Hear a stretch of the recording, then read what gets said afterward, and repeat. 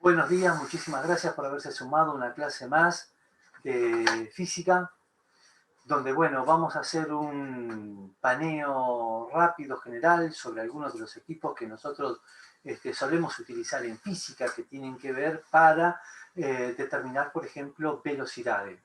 Uno de los ejemplos es la velocidad del viento. Hay muchas otras aplicaciones también. A ver si podemos ir a nuestro pizarrón. ¿Por qué motivo? Para que este aparatito que ustedes ven acá, que se llama anemómetro, a ver si se alcanza a ver bien.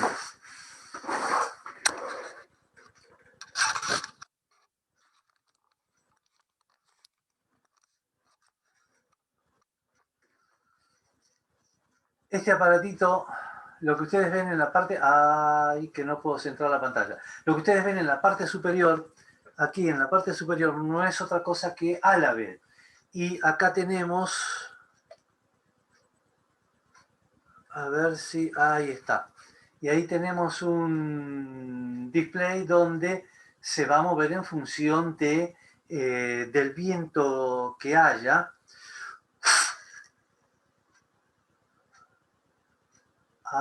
Me estoy yendo de escala, ahí está. Bueno, vieron que lo que pasa es que me cuesta un poco manejar la cámara con el equipo.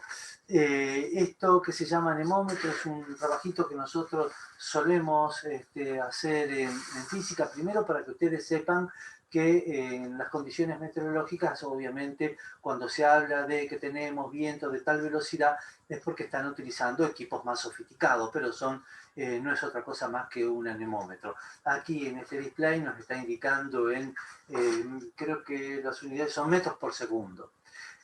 ¿Por qué les muestro este equipo? Porque recién estaba haciéndoles el comentario que a lo mejor por allí, no sé si se da el caso de hacer algún trabajo de investigación como lo que hicimos el año pasado, donde los chicos investigaban, por ejemplo, con respecto a la eficiencia y si se pueden llegar a utilizar determinados equipos como por ejemplo la luz ultravioleta.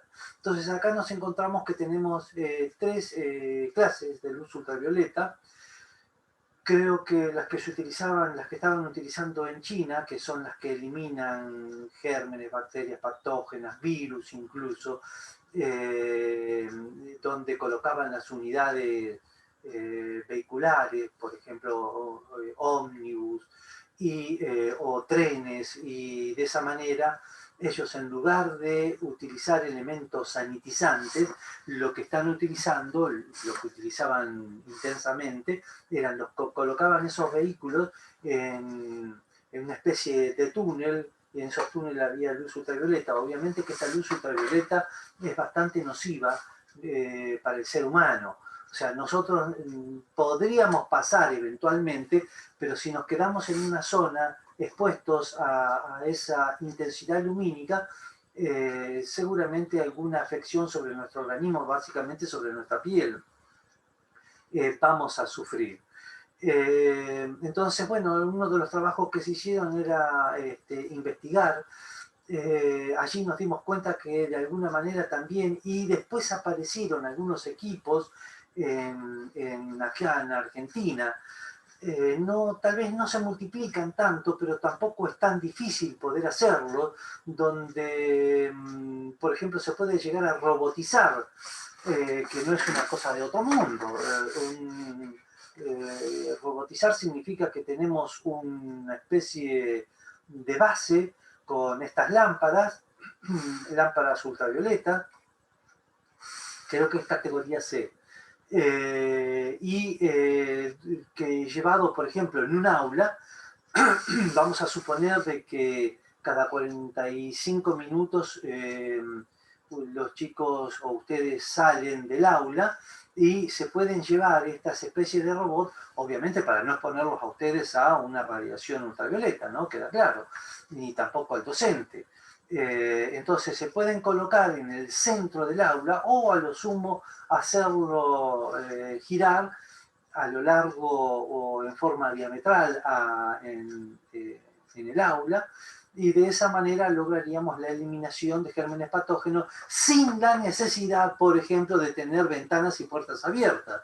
Porque mi pregunta es, en invierno, como, bueno, hoy está un poquito fresco, pero imaginémonos días muy crudos de invierno o días de lluvia, de mucho viento, con ventanas y puertas abiertas, bueno, no sé.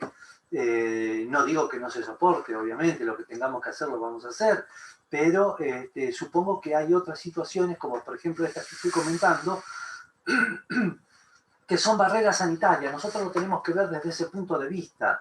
Todo el aporte que hacemos desde nuestra ciencia, desde física concretamente, son aportes, son barreras sanitarias que estamos colocando frente a la propagación de un determinado virus.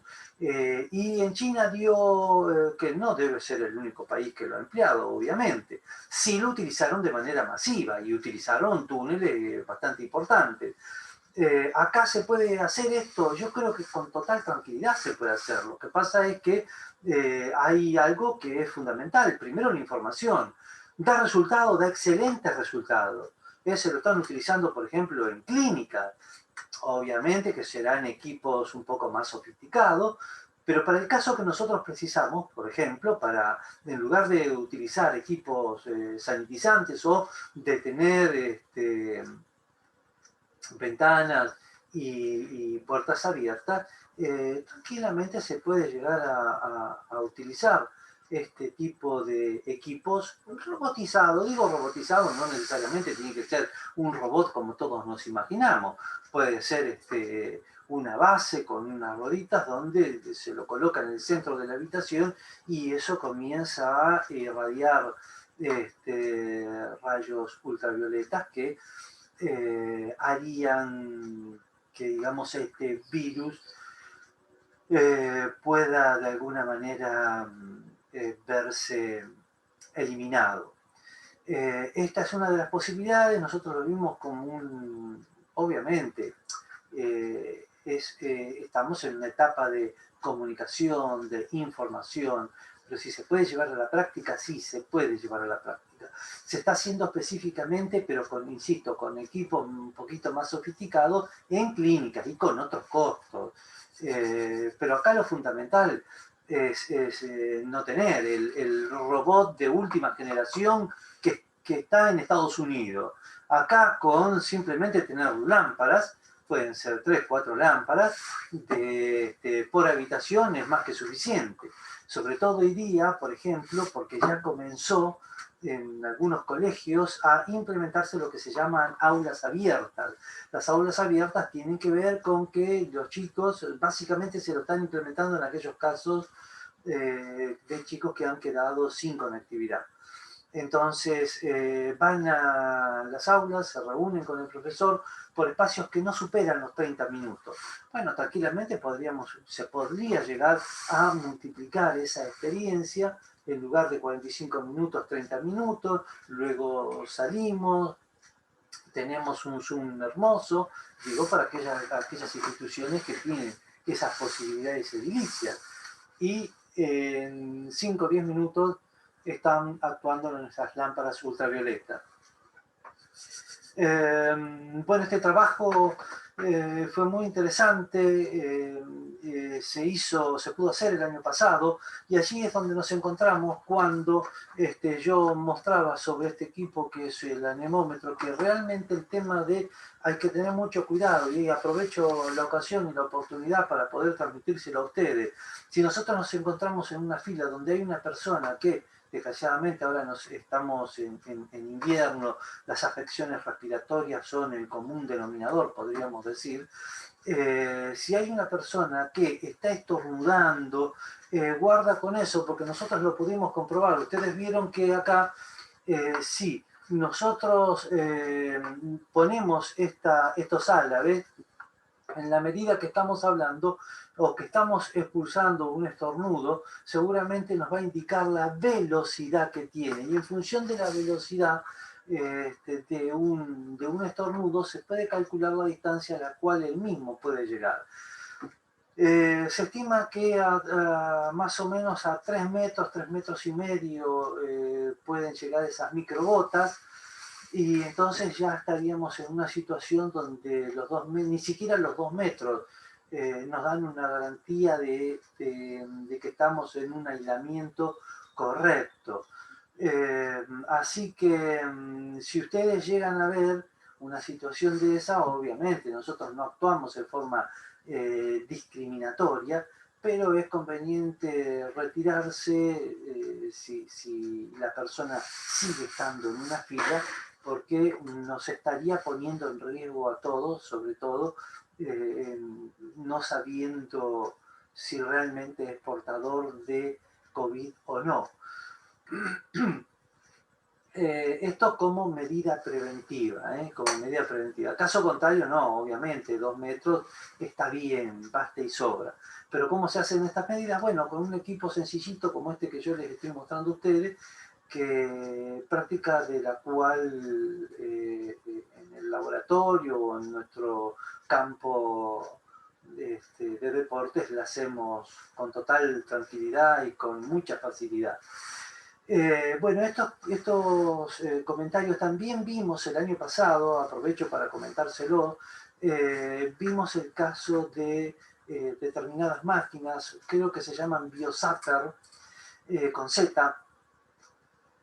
Son pequeños equipos electrónicos que emiten una determinada frecuencia, insisto, porque algunos estudios estarían demostrando que las bacterias, hongos, patógenos y los virus son susceptibles de sufrir frente a determinado tipo de frecuencia.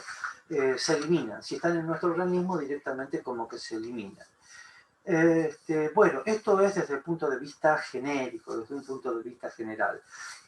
Para ir al caso nuestro que estábamos hablando, recuerdan ustedes en el trabajo práctico, quiero saber si qué se encontraron cuando hicieron los cálculos, si es que hicieron los cálculos, de cuando calculamos la resistencia en serie y una resistencia en paralelo. ¿Alguno hizo los cálculos? Primero. ¿No? Bueno. Sí. Yo los dale, hice. dale, Nico, ayúdame. Vamos a compartir entonces con la clase. Contame, vos calculaste la resistencia en serie, la resistencia total en serie y la sumatoria de las dos resistencias, ¿verdad? Sí. En serie, bien. Igual, al final no lo hice, pero bueno, Bueno, pensé que lo había hecho. Me confundí. Creo bien, que no hay con el problema, no hay anterior. problema. Pero si querés te ayudo igual. Ayúdame. No me acuerdo los valores. Simplemente para saber los Eh, valores. sí, ahí te lo digo. El, Creo, acá debe dar en 8 serie. ohms. Sí, en serie. Omega 1, 5 ohms y Sí. omega 2, 3 ohms. Bien, 8 ohms. Y acá seguramente me daba algo de 2, me parece que eso ya lo teníamos, pero no tengo los valores, no tengo los valores ahora en mente. Vamos a poner que daba aproximadamente 2 ohms, supongamos. Obviamente la consulta fundamental es, y bueno, ¿y de esto de qué nos sirve? Nos sirve de mucho, porque realmente lo que nosotros tenemos en una institución, en un hogar, en cualquier lugar, es una resistencia, nos inclinamos por este tipo de resistencia. ¿Por qué? Porque las resistencias son, digamos, de alguna forma entorpecimiento, son equipos que estamos colocando que están consumiendo energía. Entonces, fíjense en cómo baja la resistencia total de un circuito eléctrico cuando estamos trabajando en paralelo frente a un circuito eléctrico en serie. ¿Cuándo es conveniente una? Bueno, el circuito en paralelo en nuestros hogares es fundamental, en una institución es fundamental, porque ya vimos que si se corta una lámpara, continúa la luz circulando a lo largo de todo nuestro circuito. En serie no pasa eso. Yo les había mostrado un pequeño equipo, no sé si se alcanza a ver si tenemos la posibilidad. Bueno, es un toma. La idea es un equipito chiquitito que tengo aquí detrás, que es un toma corriente hecho en forma casera, pero que el toma es digamos, permite el poder ser utilizado con equipos como, por ejemplo, las estufas eléctricas que consumen mucha corriente. ¿Por qué? Porque uno de los efectos que se producen es el efecto de Joule.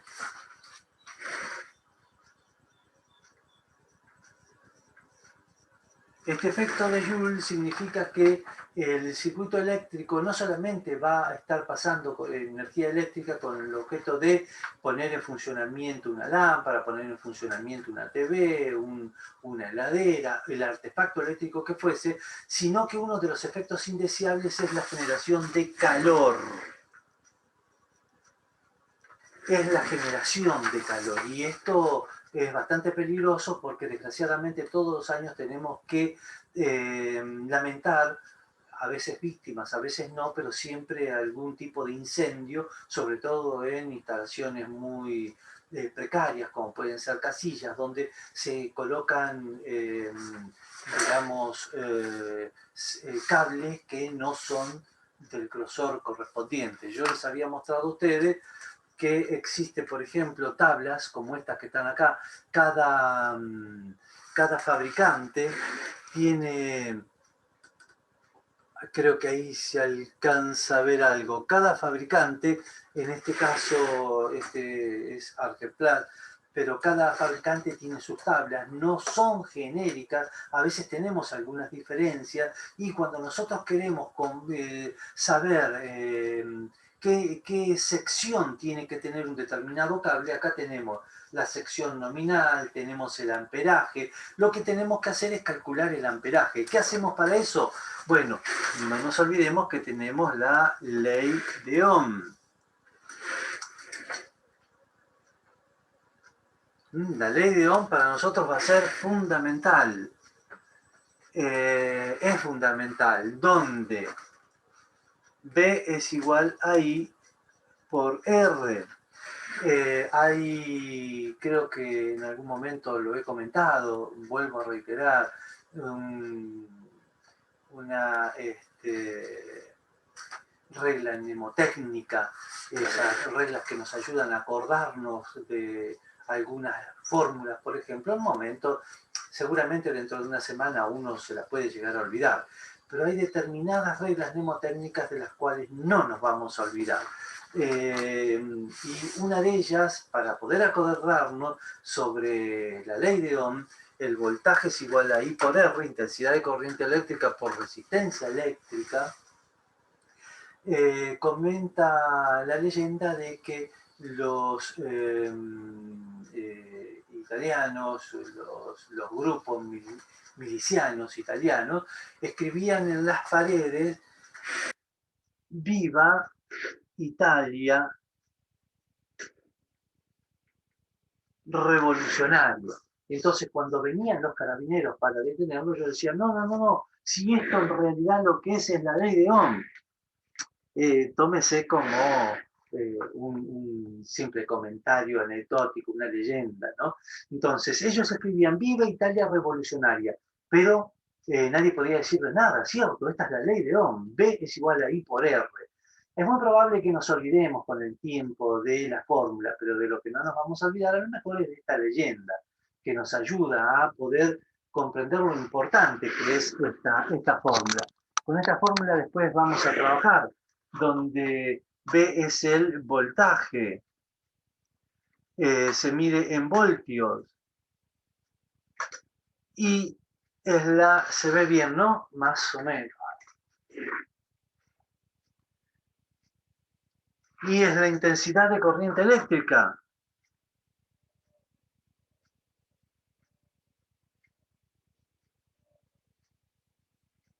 Y se mide en amperes. Lo medimos en amperes. Y R es la resistencia eléctrica.